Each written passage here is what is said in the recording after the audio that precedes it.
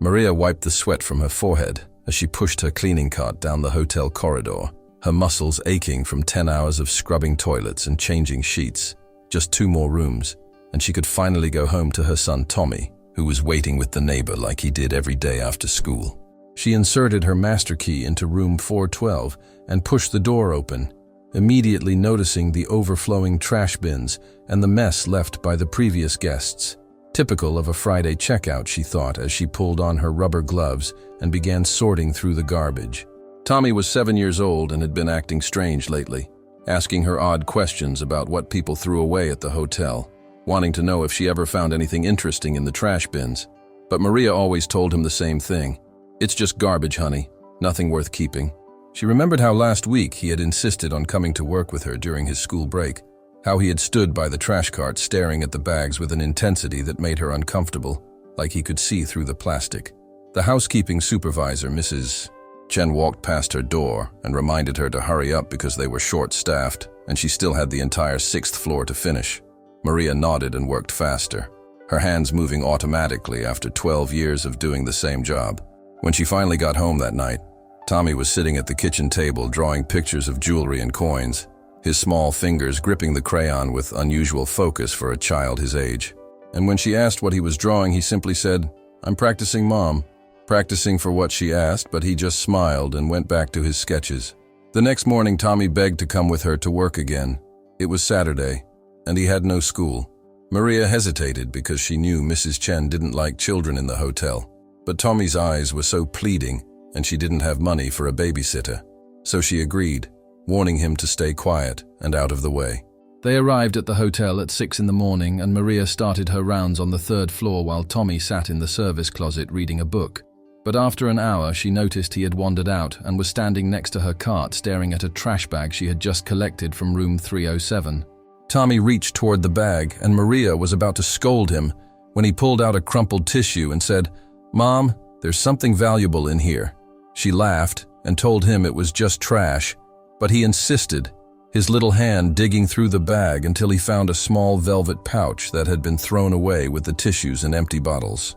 Maria opened the pouch expecting nothing and gasped when a diamond earring fell into her palm. It sparkled under the fluorescent lights, and she immediately recognized it as real from the weight and the way it caught the light. "How did you know?" she asked Tommy, but he just shrugged and said, "I can feel it, Mom. I can feel when something important is in the trash." She didn't believe him, of course. It was just a lucky guess, but she turned in the earring to the lost and found like she was supposed to, and tried to forget about it. 3 days later, Mrs. Chen called her into the office and told her that the guest from room 307 had been so grateful to get her earring back that she left a $200 reward specifically for Maria, the housekeeper who found it. Maria was stunned because $200 meant she could finally fix the car that had been broken for 3 months. That night, she asked Tommy how he really knew about the earring, and he looked at her with those serious brown eyes and said, "Mom, when I'm near trash, I can see lights. Like little glowing spots that tell me where the valuable things are hiding. The brighter the light, the more valuable the item." Maria didn't know what to think. Her son was claiming to have some kind of magical ability, but that was impossible. Yet she couldn't explain how he had known about the earring in that specific bag among dozens of identical bags. Over the next week, she watched him carefully and noticed that whenever they passed dumpsters or trash cans on the street, his head would turn slightly like he was scanning them. And one evening when they walked past the big bins behind the grocery store, Tommy suddenly stopped and said, "Mom, there's something really bright in there." She told him absolutely not. They were not going through dumpster trash, but he looked so certain that her curiosity got the better of her. Maria helped Tommy climb up to look into the dumpster, and he pointed to a specific black garbage bag in the corner. She pulled it out, feeling ridiculous, and let Tommy open it. Inside, among the rotting vegetables and spoiled milk cartons, he found an old leather wallet that had been accidentally thrown away. It contained $400 in cash and several credit cards. They returned the wallet to the grocery store manager, who checked the security cameras and found the elderly woman who had thrown it away by mistake. The woman was so relieved she tried to give them a reward, but Maria refused.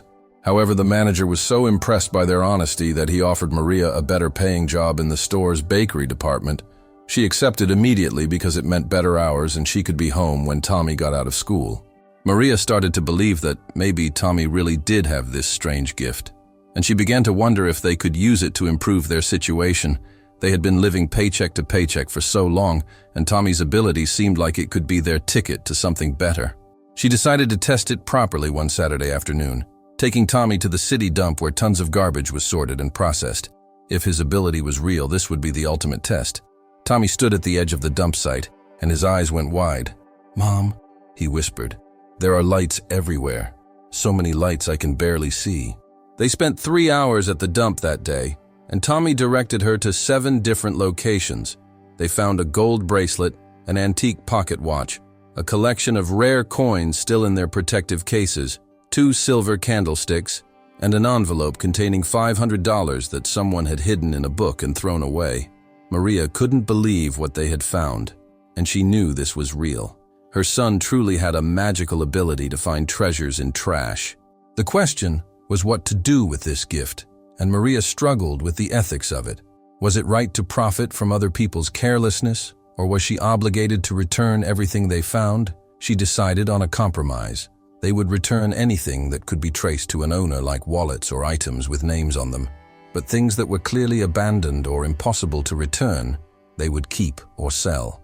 Tommy seemed happy with this arrangement and told her that his ability worked best when he was trying to help people. The lights got brighter when the item belonged to someone who needed it back. This made Maria feel better about the whole situation, because it meant her son's gift had a moral component to it. She sold the untraceable items at a pawn shop and made almost $3,000, more money than she usually made in 2 months. She used it to pay off their credit card debt and buy Tommy new clothes and school supplies.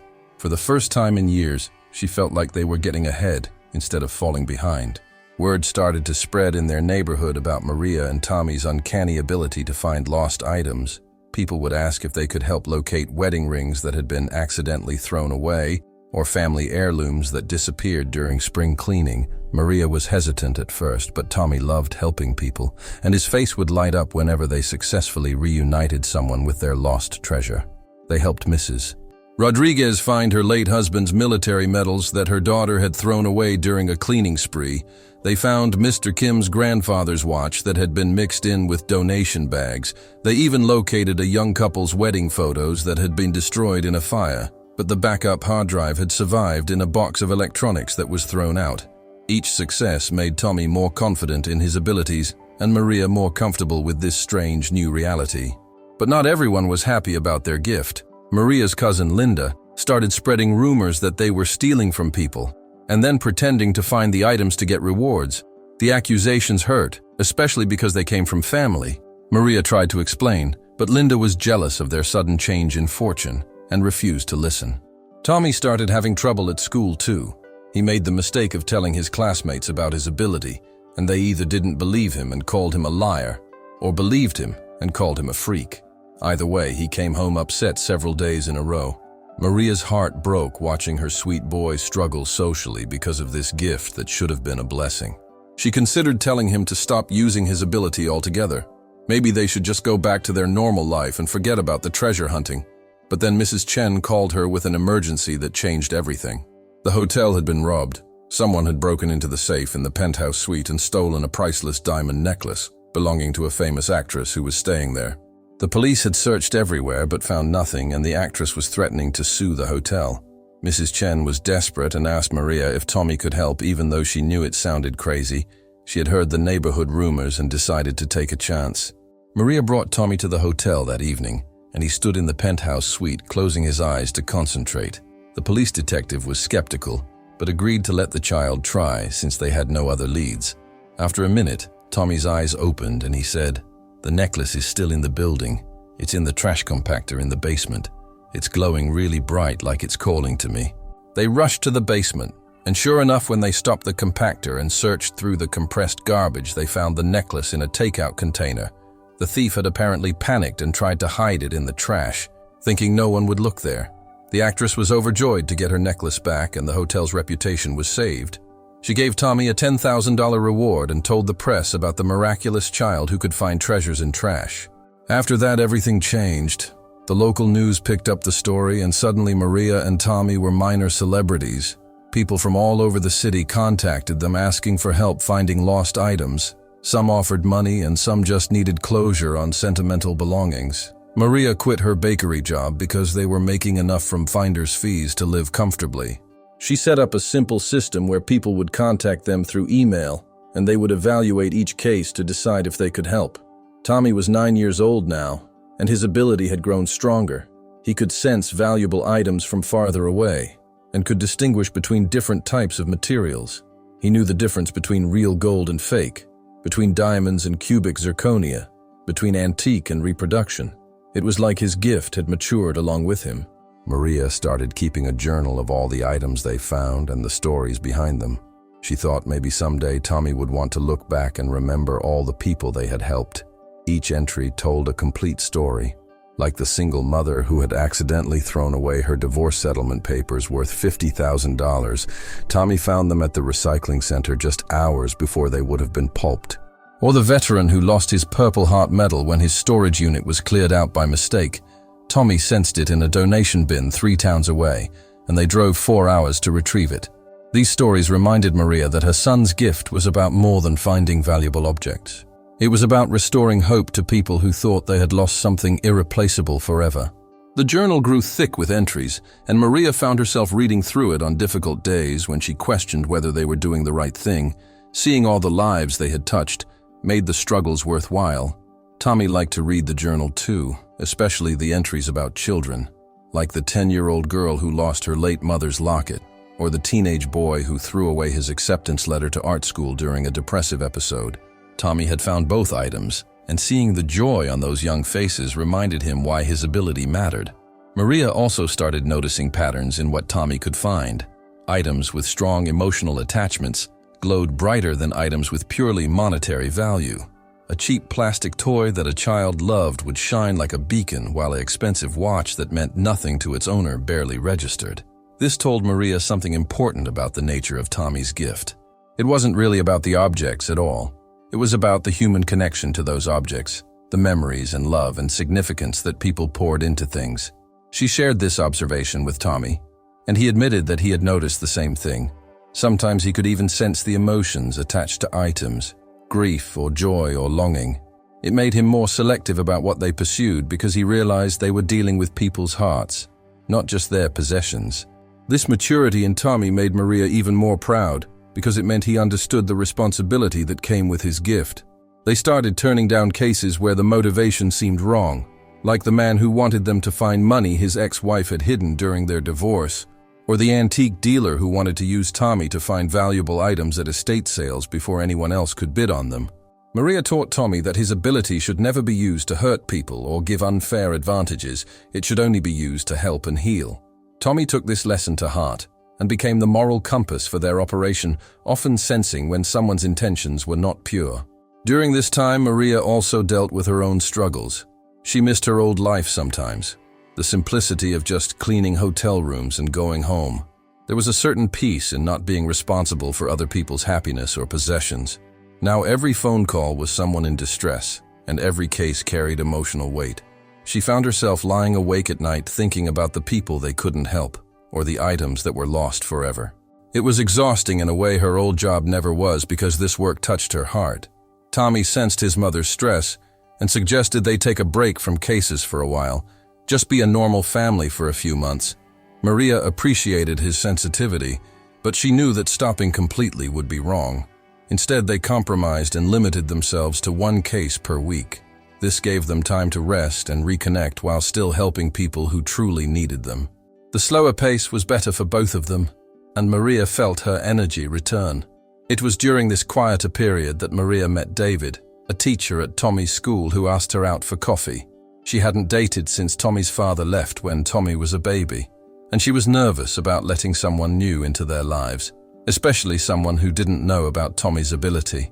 But David was patient and kind, and after several months of dating, Maria decided to tell him the truth. She expected him to think she was crazy, but David listened carefully and then asked if he could see Tommy's ability for himself.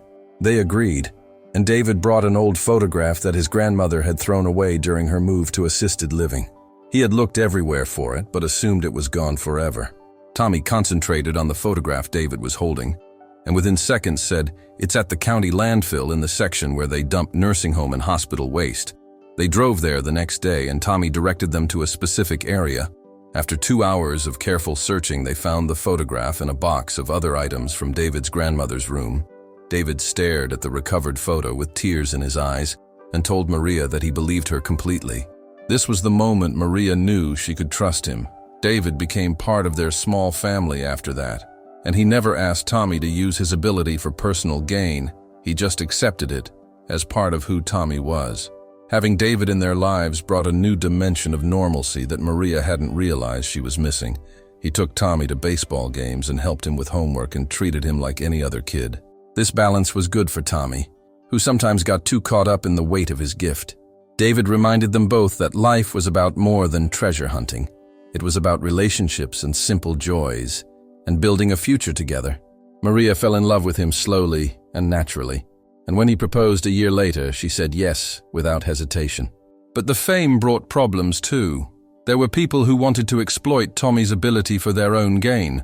A local crime boss named Victor Reyes approached Maria with an offer to use Tommy to find stolen goods and hidden money.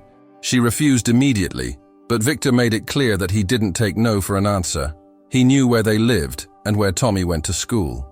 Maria was terrified and considered going to the police, but Victor had connections everywhere and she didn't know who to trust. She started keeping Tommy home from school, and they barely left the apartment. The joy of his gift had turned into a nightmare. One night, Victor's men broke into their apartment while they were sleeping. They grabbed Tommy before Maria could react and told her that the boy would be working for Victor now, whether she liked it or not. Maria fought back, screaming, and managed to trigger the panic alarm she had installed after Victor's first visit. The police arrived within minutes, and Victor's men fled, but the message was clear: they would be back. The detective assigned to their case was a woman named Sarah Martinez, who had a daughter Tommy's age. She understood Maria's fear and offered to put them in protective custody until they could build a case against Victor. But Maria knew that could take months or years, and she couldn't keep Tommy locked away forever. There had to be another way. Tommy surprised them both by speaking up. His voice was small but determined. "Mom, what if we used my gift to help catch Victor? What if we found evidence of his crimes in the places he hides things?" Detective Martinez looked skeptical, but Maria could see the logic. If Tommy could find treasures in trash, maybe he could find evidence in the places criminals thought were safe. They developed a plan where Tommy would work with the police as a confidential informant, using his ability to locate evidence that could be used to arrest Victor and his organization. It was dangerous, but it was also their best chance at a normal life. Maria made Detective Martinez promise that Tommy would never be in direct danger and that they would have around-the-clock protection. The operation took 3 weeks. Tommy helped the police find hidden cash in dumpsters behind Victor's businesses, stolen jewelry in landfills, and most importantly, a ledger that had been thrown into an incinerator but hadn't burned completely because it was in a metal case. The ledger contained records of Victor's entire criminal operation, including names, dates, and locations. It was enough to put him away for 20 years. The investigation revealed things about Victor's operation that shocked everyone. He had been running a sophisticated smuggling ring that used garbage trucks to transport stolen goods across state lines. The trucks would make their normal waste collection rounds, but hidden compartments held millions of dollars worth of contraband. Tommy's ability had been the key to unraveling the entire scheme because he could sense valuable items even when they were concealed in ways that fooled traditional detection methods. The police found diamonds hidden in bags of actual garbage, cash vacuums sealed in food waste containers, and stolen electronics disguised as broken appliances. It was brilliant in its simplicity, and it had been going on for years right under everyone's noses. Detective Martinez told Maria that without Tommy's help, they never would have caught Victor because he was too careful and too connected. His organization had informants in the police department and the district attorney's office, but Tommy's unique ability gave them evidence that couldn't be ignored or covered up.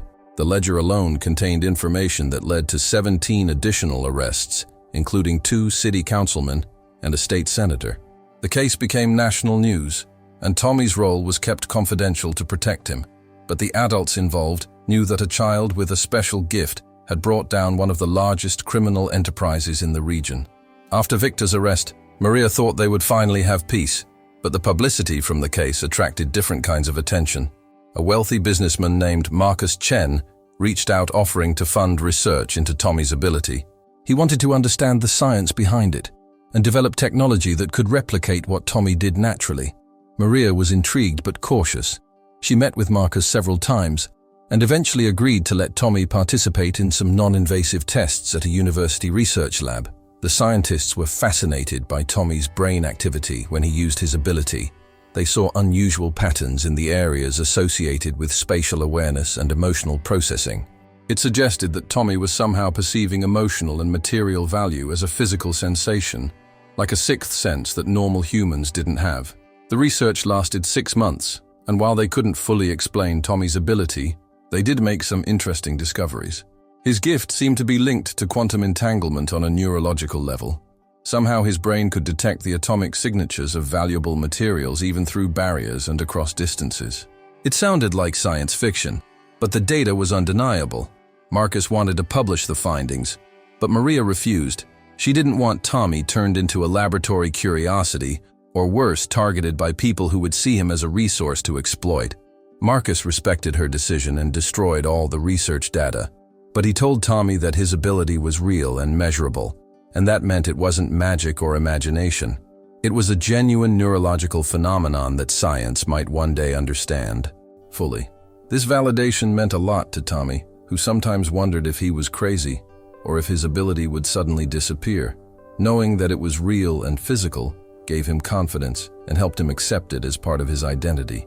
He stopped trying to hide it from the people he trusted and started seeing it as a responsibility rather than a burden. Maria watched this transformation with relief because she had worried that the weight of his gift would crush him, but instead it was shaping him into a compassionate and thoughtful young man who understood that power should be used to help others. Victor was arrested along with 15 of his associates, and the threat was finally over. The district attorney wanted to give Tommy a civilian commendation, but Maria refused. She didn't want any more attention on her son. They had been through enough. In the aftermath, Maria and Tommy had long conversations about his gift and what it meant for their future. Tommy admitted that sometimes the ability felt like a burden because people expected so much from him. But other times it felt amazing to help people find things they thought were lost forever. Maria told him that they would use his gift on their own terms from now on. No pressure, no exploitation, just helping people when it felt right. They moved to a different neighborhood for a fresh start, and Maria opened a small consignment shop where people could bring items they wanted to sell. Tommy would use his ability to determine the true value of things, and they built a reputation for honest appraisals and fair prices. It was a modest business, but it was theirs and it was safe. Tommy started at a new school where nobody knew about his ability, and he made friends for the first time in years. He joined the chess club and the science team, and was just a normal kid most of the time. But on weekends, he and Maria would still help people find lost treasures. They charged reasonable fees and only took cases that felt meaningful. One Saturday, they got a call from an elderly man named Mr. Peterson who had lost his wife's ashes. He had been scattering them in her favorite park, according to her wishes, when the biodegradable urn had blown out of his hands during a windstorm. The urn had landed somewhere in the park, but despite hours of searching, he couldn't find it. The park was huge, and the grounds crew had already done their weekly trash collection. Mr. Peterson was devastated, thinking his wife's final resting place was a landfill. Maria and Tommy drove to the park, and Tommy closed his eyes to sense the urn. After a moment, he said, "It's not in the park anymore, Mom.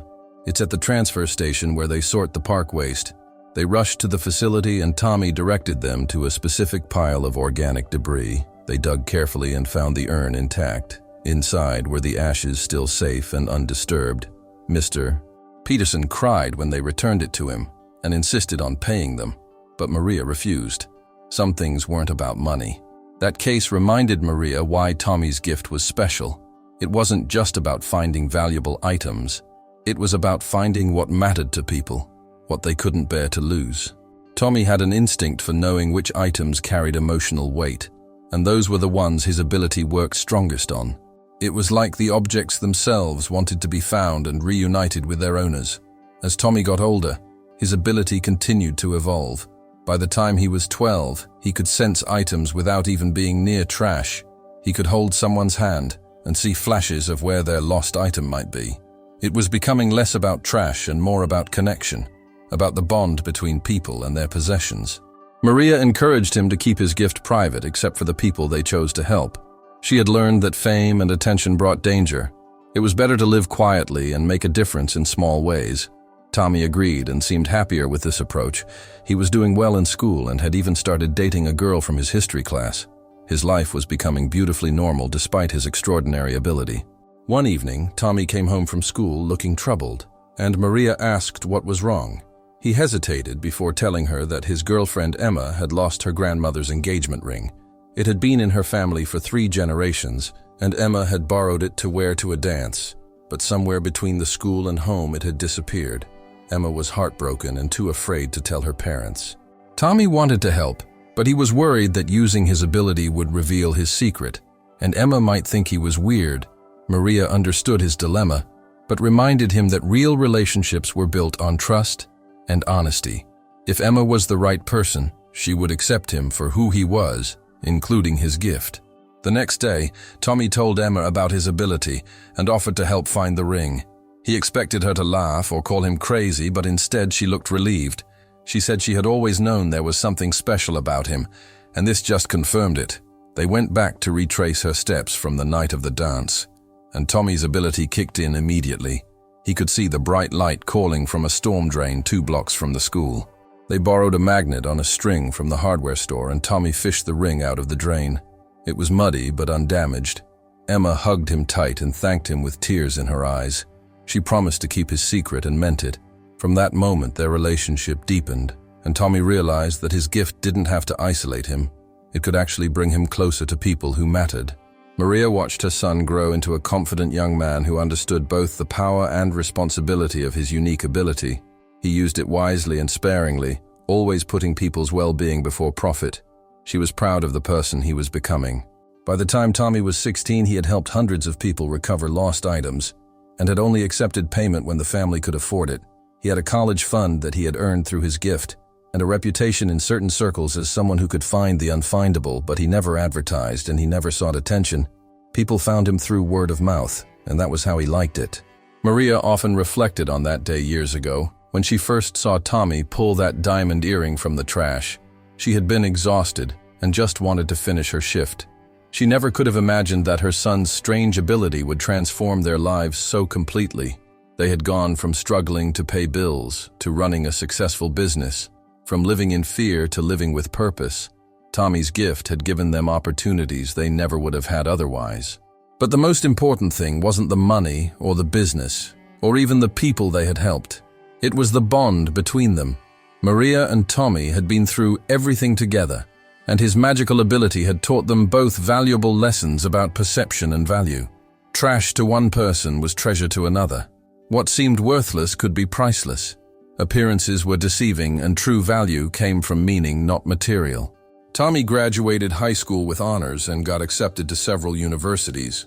He chose to study environmental science because he wanted to understand waste management and recycling systems. He thought maybe he could use his ability to help reduce waste and recover valuable materials that were being lost in landfills.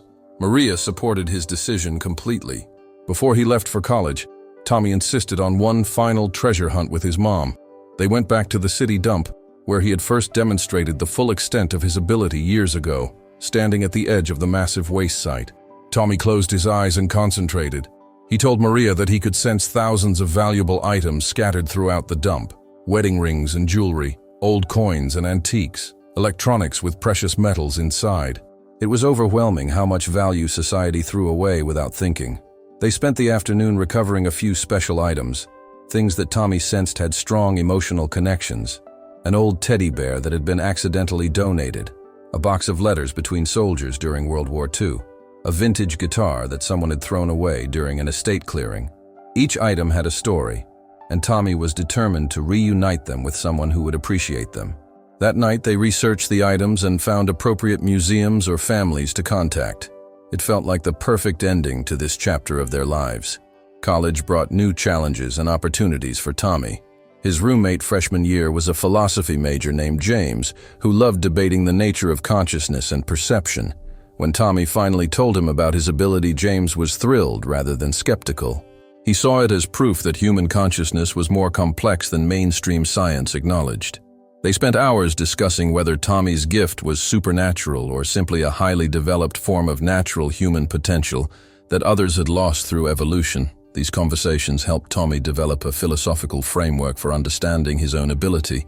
He started to see it not as something that made him different, but as something that made him more attuned to aspects of reality that everyone could potentially access. During his sophomore year, Tommy met Professor Elizabeth Warren, who taught a course on sustainable waste management. When he wrote a paper about the value lost in modern waste streams, she was so impressed that she asked him to join her research team. Tommy agreed, but didn't tell her about his ability at first. He wanted to prove himself through normal academic work. But after 6 months of working together, he decided to trust her with his secret. Professor Warren listened carefully, and then asked if Tommy would be willing to participate in a study quantifying the economic value of recoverable materials in municipal waste. She promised complete confidentiality, and Tommy agreed because he thought the research could make a real difference in how society approached waste management. The study took a full year, and Tommy's ability revealed shocking statistics. In a single average-sized city landfill, he estimated there were over $2 million worth of recyclable metals, precious stones, and intact electronics that could be recovered and reused.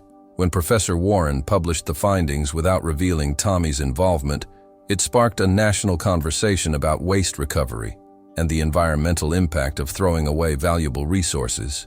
Several cities implemented new programs to improve sorting and recovery based on the research.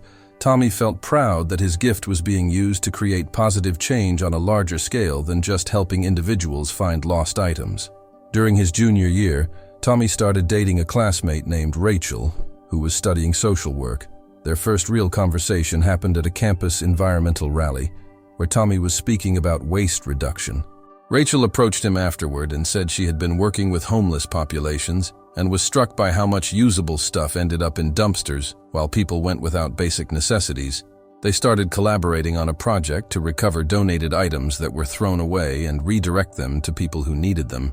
Tommy would use his ability to find clothing, blankets, and supplies that had been discarded but were still perfectly good. Rachel would connect with social workers and shelters to distribute the items. It was fulfilling work that combined both their passions and brought them closer together. Rachel eventually learned about Tommy's ability when she witnessed him find a box of winter coats that had been accidentally thrown away by a department store. She watched him walk directly to a dumpster he had never seen before and pull out exactly what they needed. When she asked how he knew, he decided to tell her everything. Rachel's response was perfect. She said it explained a lot, and she thought his gift was beautiful because he used it to help people who were forgotten by society, just like the items he found. Her acceptance and understanding deepened their relationship, and Tommy realized he wanted to spend his life with her. By senior year, Tommy and Rachel were inseparable, and they started making plans for after graduation. Rachel wanted to open a non-profit that combined her social work background with Tommy's unique ability to recover and redistribute resources. They wrote a business plan and applied for grants. Their idea was to create a social enterprise that would contract with cities to improve waste recovery while simultaneously providing jobs and resources to underserved communities. The model was innovative, and several foundations expressed interest in funding it. Tommy graduated summa cum laude with a degree in environmental science and a minor in non-profit management. Rachel finished her social work degree the same semester. Maria and David attended the ceremony beaming with pride, watching Tommy accept his diploma. Maria reflected on how far they had come from those early days when he was just a little boy who could see lights in trash bags. He had grown into a man who understood that his gift was meant to serve others and who had found a partner who shared his values. It was everything she had hoped for him, and more. As Maria drove Tommy to college the following month, she thought about everything that had happened since that ordinary day when she just wanted to finish her shift. Her son's magical ability to find rare treasures in trash had been unexpected and sometimes frightening, but ultimately it had been a profound blessing. Not because of the money or opportunities, although those were nice, but because it had taught them to see value where others saw nothing, to look deeper, to question assumptions, to believe in possibilities that seemed impossible. Tommy hugged her goodbye in front of his dorm and promised to call every Sunday. He reminded her that his ability was their secret and their bond. something they would always share no matter where life took them. Maria smiled through her tears and told him she loved him and was proud of him, not because of his magical gift, but because of his kind heart and strong character. Those were the real treasures. After graduation, Tommy and Rachel launched their non-profit Second Chances Recovery, partnering with waste departments to identify high-value items before landfills. Tommy surveyed dump sites using his ability while workers retrieved cleaned and refurbished items for redistribution to families or sale to fund operations. Within the first year, they recovered $500,000 worth of goods and provided jobs for 30 people. Rachel managed the social work connecting with families. Tommy said Rachel's ability to see value in people was as important as seeing value in discarded objects. Maria watched her son build a life of true purpose and meaning. He turned his gift into something benefiting thousands. She thought back to scrubbing hotel toilets, wondering how to pay bills, and barely recognized herself. Tommy's ability transformed their lives. They learned to see worlds differently, to value connection over possession. On Tommy's 25th birthday, he and Rachel announced their engagement. Tommy thanked Maria for believing in him. Everything he accomplished came from love and values she gave. Maria said he taught her about seeing value in unexpected places. Years later, when asked about her son's ability, Maria would say, "Tommy didn't just find valuable objects in trash. He found meaning in what others discarded. He saw potential in what seemed worthless. And he taught everyone that treasure isn't about monetary value. It's about connection and purpose and the stories we attach to objects." His magical power wasn't about trash at all. It was about perception and heart. And that was the most valuable treasure. She would add that the real magic wasn't in Tommy's ability to find things, but in his choice to use it to make the world better, to lift people up, to restore what was lost, and to prove nothing should be thrown away because everything has value. If you look close enough, that lesson started with a diamond earring in a trash bag and grew into a philosophy that guided their family. Tommy's gift was the spark, but the real treasure was the life they built together, based on compassion and the belief that one person with an unusual ability and good heart could make a difference.